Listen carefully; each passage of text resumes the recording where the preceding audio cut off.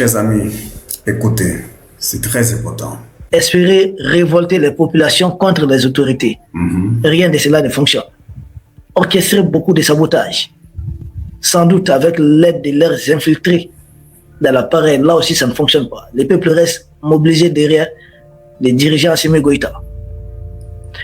Ils ont orchestré beaucoup de choses, leurs médias propagande, d'anciens politiciens maliens, d'anciens ministres du Mali, d'anciens députés du Mali, certains anciens, je ne sais pas quoi, responsables d'ONG, associations ayant bénéficié de formations dans le cadre de leur fameuse démocratie ou autre projet de femmes, mobiliser toutes ces personnes pour espérer retourner la grande masse populaire contre les autorités en place. Ça ne passe pas. Ils ont tout tenté, ils ont tout essayé, rien de cela ne marche.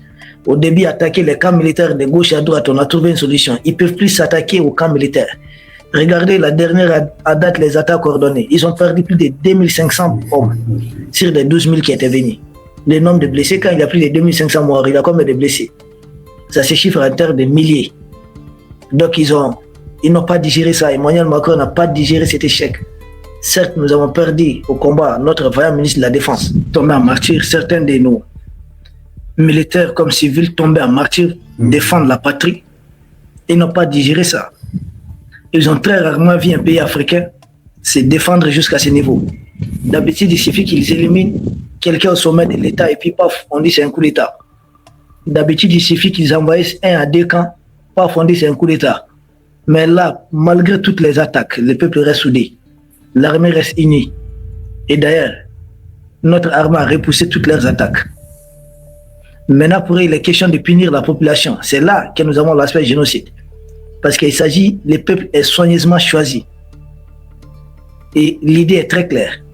Continuer à commettre des exactions, leurs massacres, jusqu'à espérer que les populations puissent se soulever contre les autorités en place pour qu'un pion, un larbin, un laquin de M. Emmanuel Macron puisse diriger le Mali, un larbin qui aurait pour mission de ramener le Mali dans la fameuse CEDEAO, ramener la fameuse force, en attendant de la CEDEAO aussi une force d'occupation, des fameux casques bleus et sans doute même l'armée française, comme l'a dit Macron, que nous, on n'aurait pas dû expulser l'air militaire. J'ai dit, on est nés ensemble. Et nous sommes nés ensemble. On a été créés ensemble, vous avez expulsé les militaires américains. Il faut qu'il sorte de sa tête cet esprit néocolonialiste, cet esprit de paternalisme, de condescendance. Ça ne fonctionne pas avec nous. Ces projets de génocide là en cours, là, le peuple malien va mettre fin à ça. Ça va prendre peut-être quelques jours, quelques semaines. C'était la même chose qu'ils ont commencé avec l'histoire des carburants. Nous avions dit ici, à l'époque, que notre armée va mettre fin à ça. Notre armée a cité de nos partenaires fiables. Parce qu'Emmanuel Macron n'aime pas attendre parler des partenaires russes. Nos partenaires qui sont fiables, sincères, qui nous accompagnent même sur les champs de bataille, qui étaient là le 25 avril, qui ne nous ont pas abandonnés en plein vol comme la jeune française a fait, abandonnant cette position entre les mains du Génim. C'est ce Génim-là qui est en train de nous attaquer actuellement. Et Génim qui est derrière Génim, c'est la coalition franco-algérienne.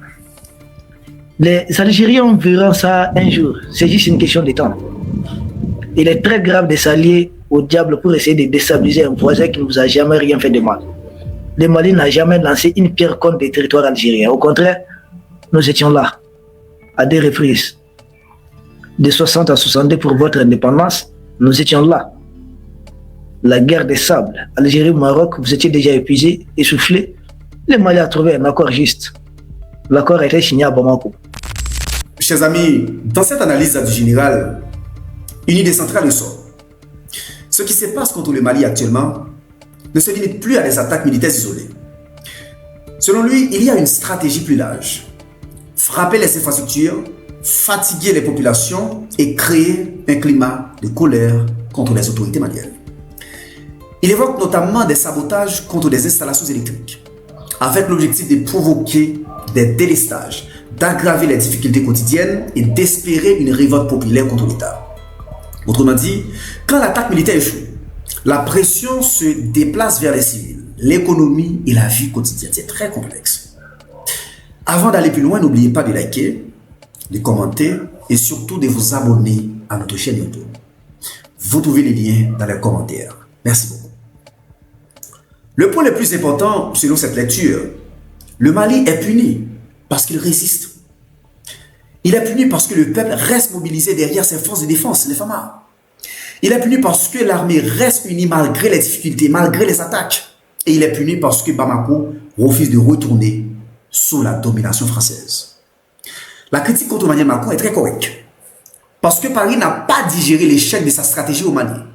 Pendant longtemps, certains pensaient qu'il suffisait de frapper le sommet de l'État, de créer la panique, puis d'attendre un effondrement interne. Mais cette fois, le peuple malien n'a pas cédé, l'armée n'a pas éclaté et les institutions, chers amis, sont restées debout et solides. Alors la nouvelle méthode serait de toucher les populations, routes, carburant, électricité, villages civils. C'est une guerre psychologique, chers amis. L'objectif n'est pas seulement de détruire. L'objectif est de pousser également le peuple à perdre confiance, à se fatiguer, puis à se retourner contre ses propres autorités. Mais cette stratégie révèle aussi une chose.